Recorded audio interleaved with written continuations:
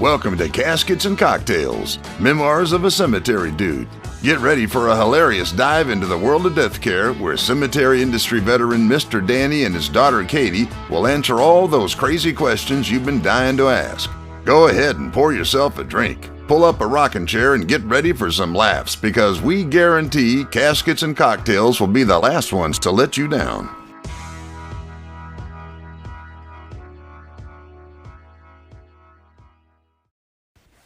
Hey guys, Katie Leverett here. I'm Danny Faulkner. I'm her daddy. And welcome to Caskets and Cocktails. And Happy New Year. Happy New Year to you, and Happy New Year to everybody out in podcast land. Absolutely. We hope that your New Year's resolution is to listen to Caskets and Cocktails. Yeah. Tell all your friends and family. And rate and subscribe. Those are all important things. To Caskets and Cocktails. Correct. Yes. Correct. So I can't see them doing it to anybody else. I feel like this should be above the weight loss goals. Oh, it should be. Should be. And we'll be around in 6 months. Will your weight loss goals still be? No. Probably not. No.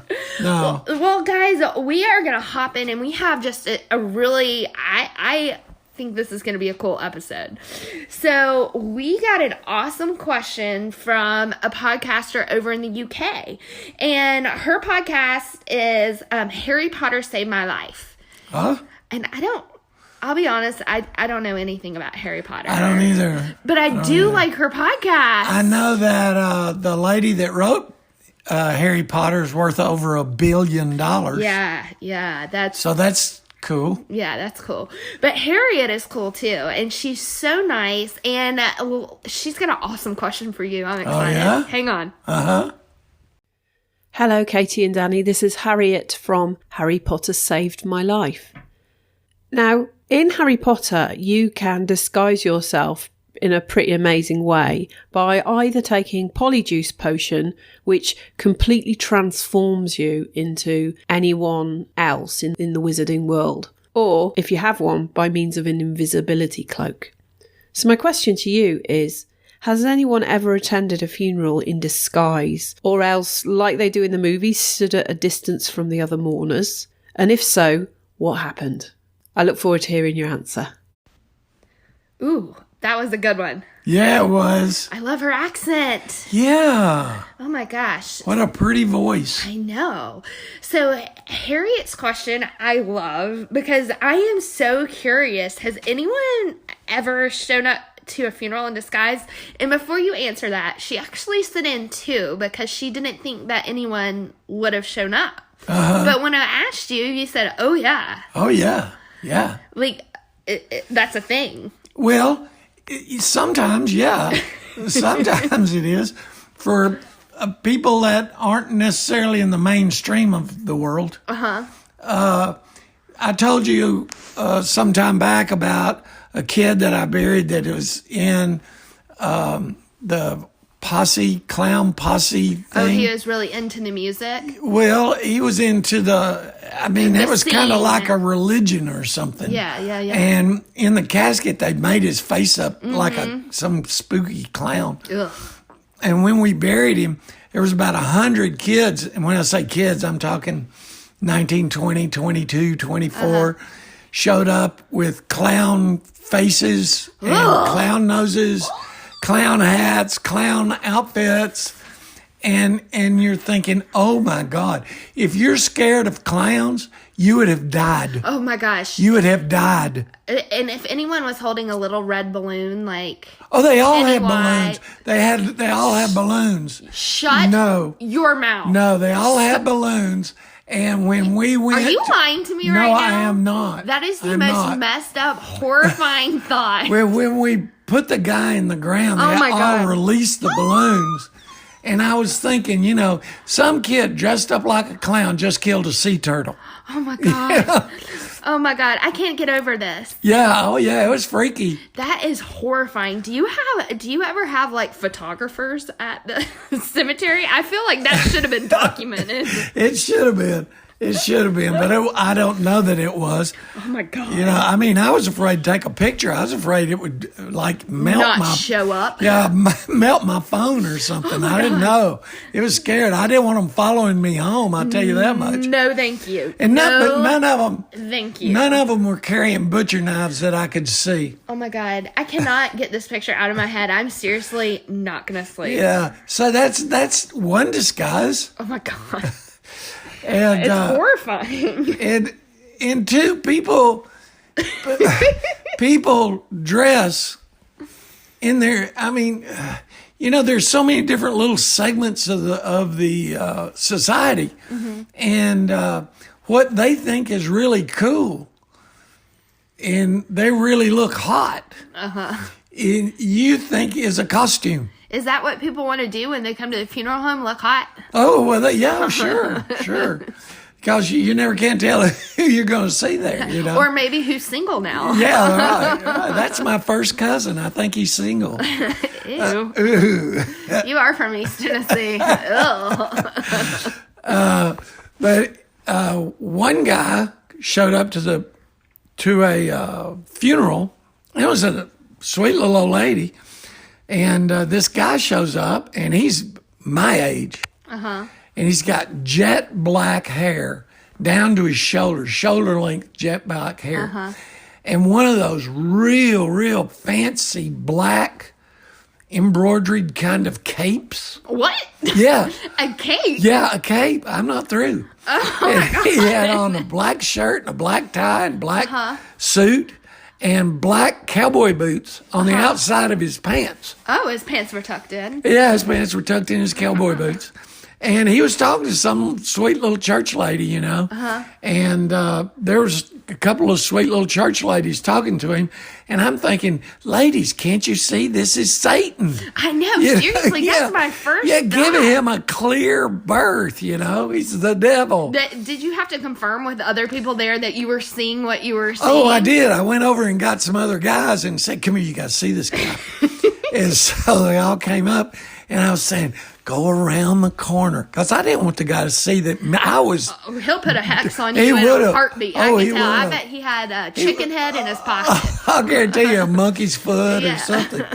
But anyway, I was sending people, you know, in a steady stream to take a look at him. But he was, whoa. And I've had women come in now, and I don't know what this is all about, but I've had women come in with white face makeup, like kabuki makeup, you know? Really? Yeah. And their eyebrows black penciled. I don't know what that deal is. Like Asian people? No. White folks. I have never seen that. I have. Oh, Numerous times. that is bizarre. Yeah, I don't know if it's a religion. I don't know what it is. But they'll come in and their face will be like kabuki makeup and black eyebrows. And it's screwed up. Yeah. Have you asked anyone about No, this? I'm afraid to say, excuse me, ma'am, why are you so ugly? Were other people? Yeah, I don't ask that sort of stuff. I just figure, you know, let them alone. Don't give them an opportunity to throw a hex on your ass. So I just let them go. Were other people at the funeral dressed similar? Or No, was it just like no. one lady is there No, dressed maybe- like a mime? Maybe like 2 or 3. Was it a dead mime? No, I don't know. I don't know. Maybe they were part of a mime group or I don't something. know. They were mourning the master mime. I don't know. But no, people come, you know, like I say, these small segments of society, and they think they look really hot. And you look at them and you think, that's a costume. And why the hell are they wearing it to a funeral? I'm talking cowboy hats and, you know, the Western cowboy shirts and the big belt buckles and all this stuff. And you're going, man, what you want a long neck beer or something? I mean, what the hell are you doing here? Oh, man. They dress like Richard Petty, you know, with those hats with the feathers and all that stuff. Oh, my gosh. Wow.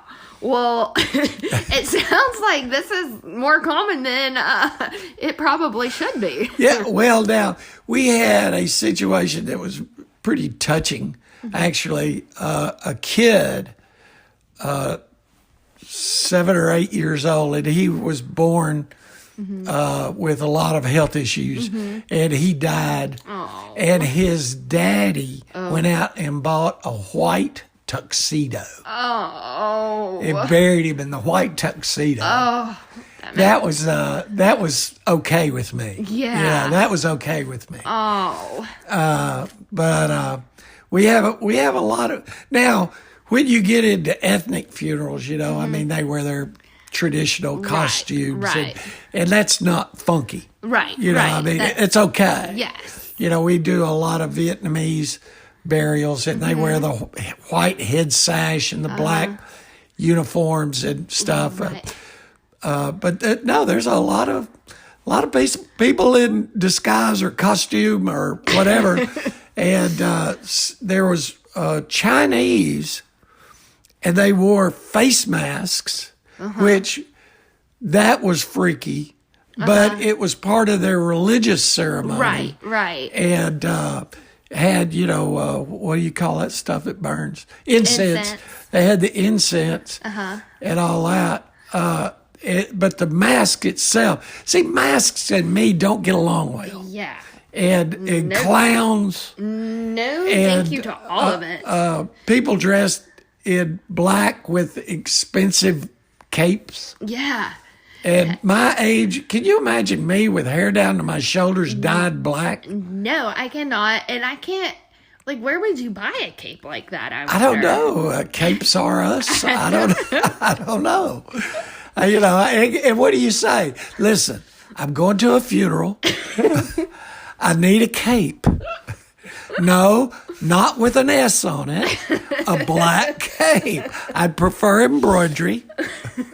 That is very, very odd. Yeah. So there are some different folks out there that either mourn or wish to be seen mourning, or just wish to appear.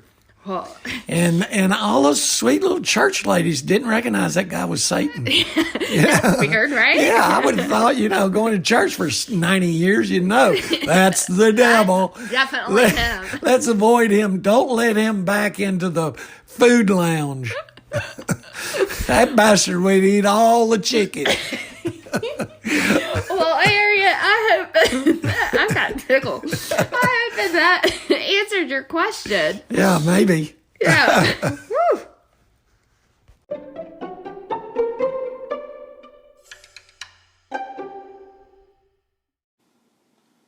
Beach Too Sandy, Water Too Wet is a comedy podcast featuring brother and sister duo Alex and Christina as they recap dramatic readings of one-star reviews written by real people with not-so-real problems. Whether it's a bar's no throw-up policy, a barista who's just too friendly, or a school psychologist's fashion sense, prepare for equal amounts of laughter and eye-rolling. Listen to Beach Too Sandy, Water Too Wet on Spotify, Anchor, Apple Podcasts, or any of your favorite podcast apps. You can also find them on all social media platforms at Beach Too Sandy.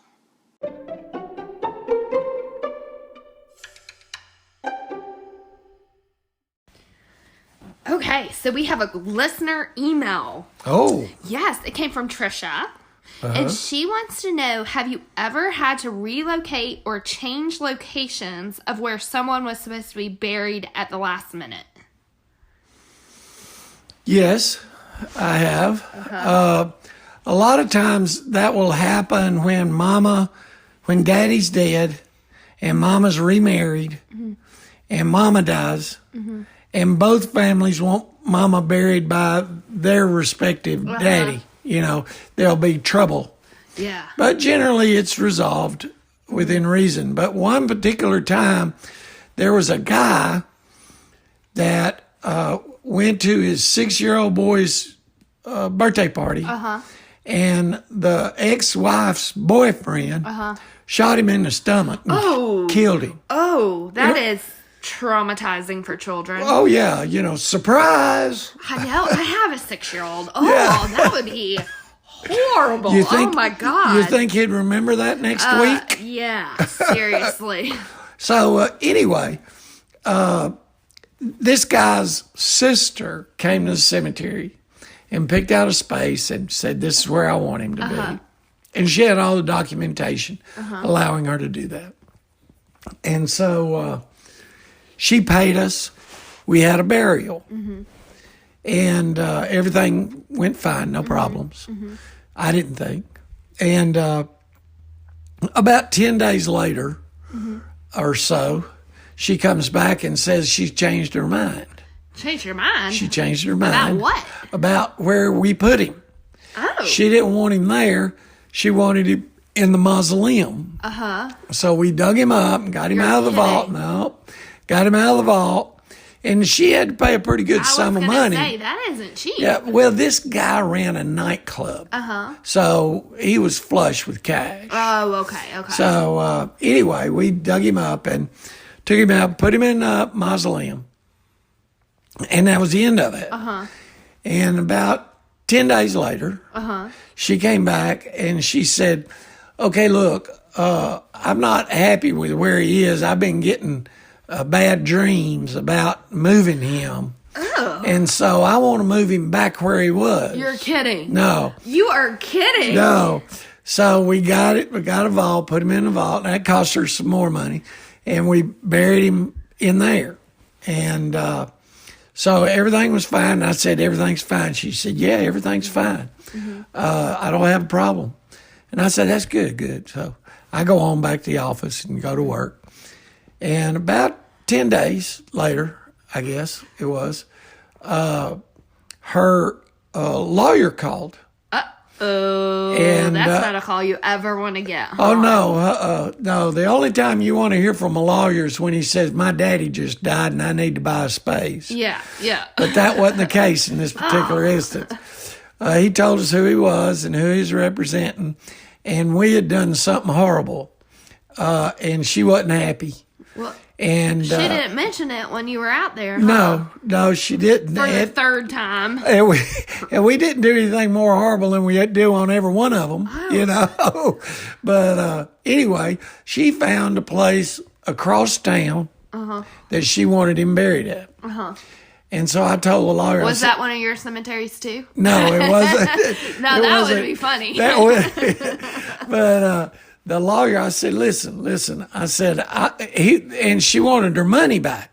She wanted her money back. For which one? All three of them? She wanted her money back for the initial one. Okay. So I told the lawyer, I said, listen, I'll be glad to do that. We're going to dig him up. You have that cemetery bring a funeral director over here. And we'll load him on a truck. I'll give that funeral director a check. And he'll bring it over to wherever the hell she wants it.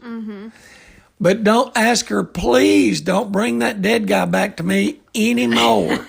I'm done with him. Stay the hell away. So that was all I ever saw of her. Yeah. I don't think she's sending you Christmas cards. No, she didn't. I don't know what I did wrong. I mean, when she left, I made sure she was happy. She said, yes, she was happy.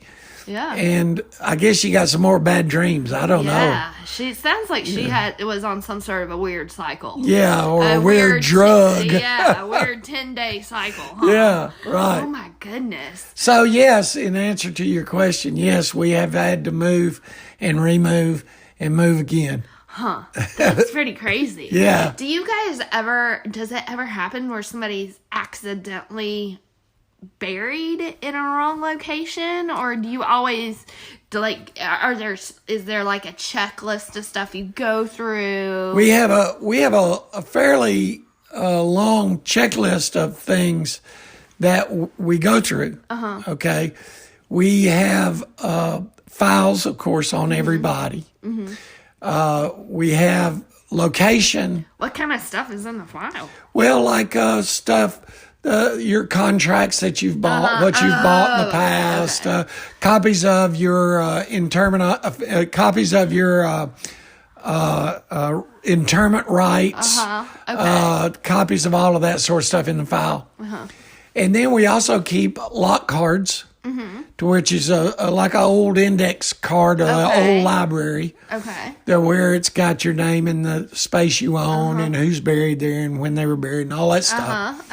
We keep computer files, and we also keep books we call dead books. And does everybody call it the dead book? Yeah. Everybody calls it the dead book. Does it say that on the front of it? No. No, but it was really interesting. One time, the lady that enters all the names in the dead books she said, I've been doing this for 35 years. And she said, it just struck me. You're not dead until I say you're dead. That's funny. And this guy is now dead. That's pretty creepy. Dramatic. Yeah, she has a lot of power. I'd be nice to her. I have been. Do you take her cookies and stuff? I check the book often. Make sure your name's not in there. Exactly.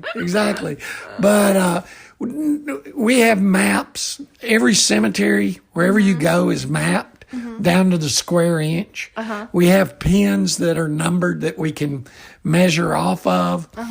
We have fail-safe things that, for instance, you're a family service counselor. You handle the family. You go out. You try to find the space.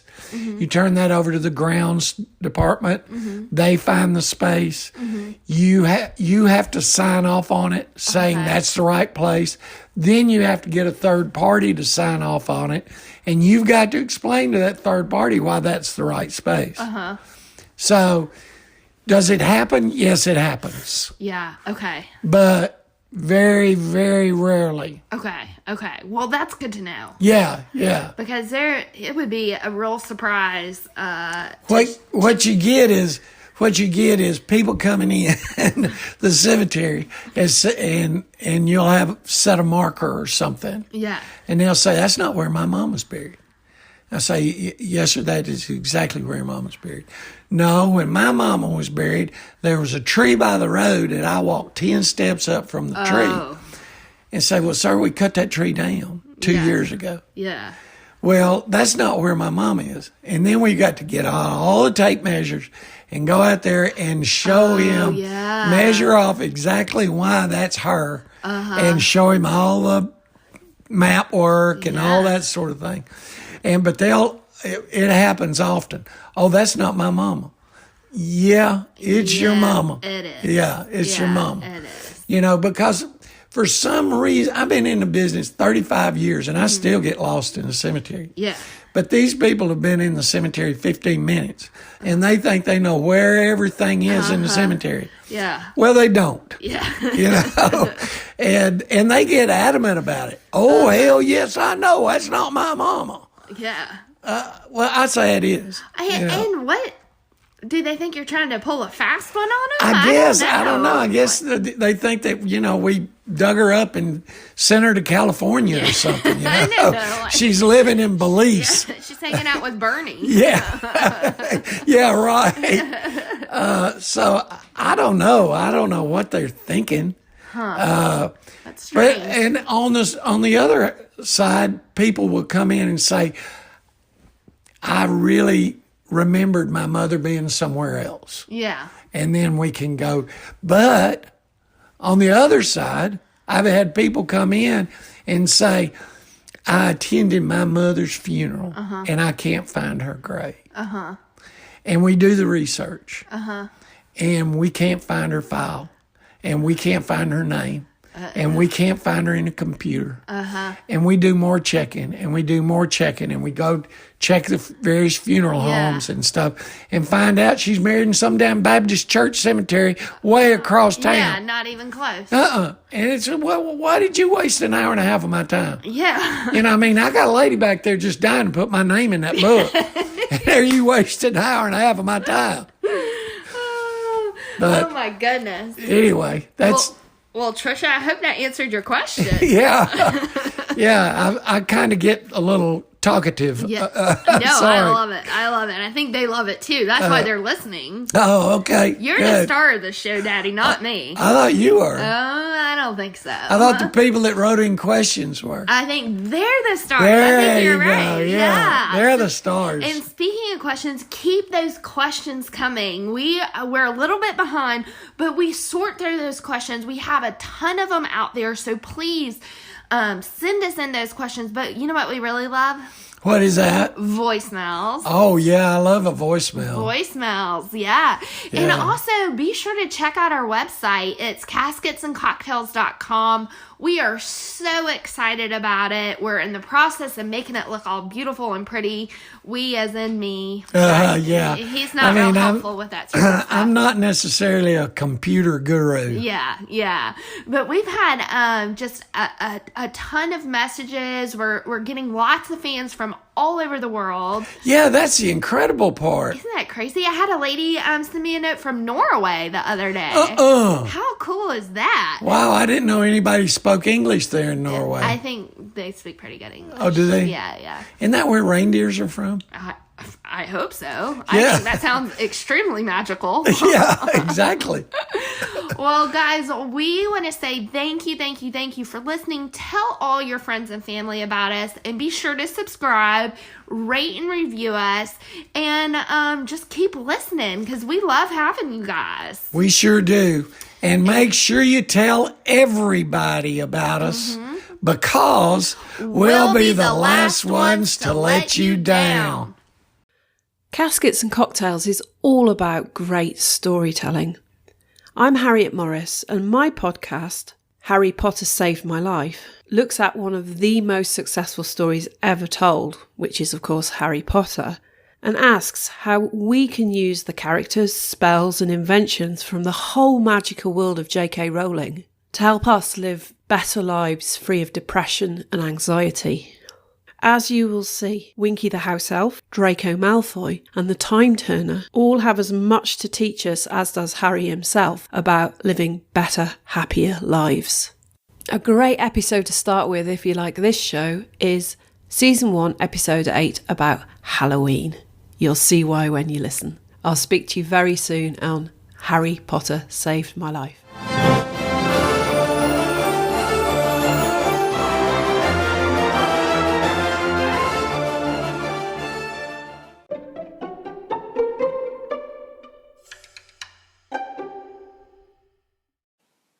Oh my goodness.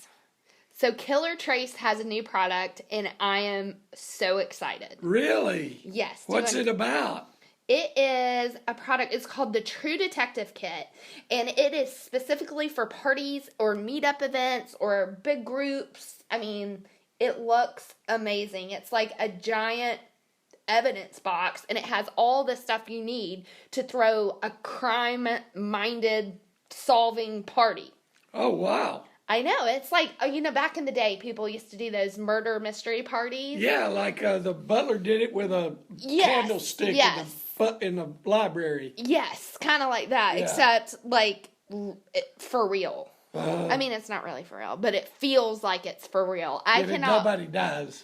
I mean, not for real. That's not good. For real. That's a plus. But I cannot wait to do this with my girlfriend. Repeat customers. Yes, that's true. It's a bad idea to kill off your own customers, right? Yeah.